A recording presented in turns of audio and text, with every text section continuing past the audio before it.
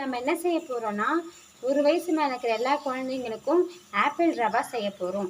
அதுக்கு ஃபஸ்ட்டு ஒரு apple cut பண்ணி தண்ணியில் வேக வைங்க. ஒரு 10 நிமிஷம் வேக வைங்க. வேக வச்ச ஆப்பிளில் ஒரு பிளெண்டரில் சேர்த்துக்கோங்க.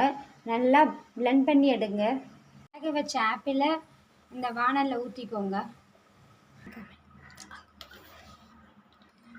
ரவா ஒரு 3 ஸ்பூன் போட்டுக்கோங்க. வெள்ளை ரவா தான் நான் போடுறேன். ஒரு கரண்டி வச்சு நல்லா மிக்ஸ் பண்ணிக்கோங்க.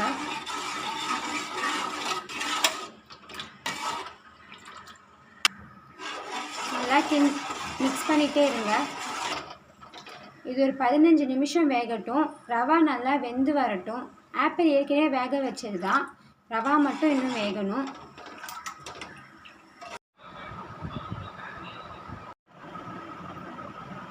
பதினஞ்சு நிமிஷம் வெந்ததுக்கப்புறம் ஆப்பிள் ரவா ரெடி ஆகிடுச்சு. இது எல்லா குழந்தைங்களுக்கும் கொடுங்க. ஒரு வயசு மேலே இருக்கிற எல்லா குழந்தைங்களுக்கும்.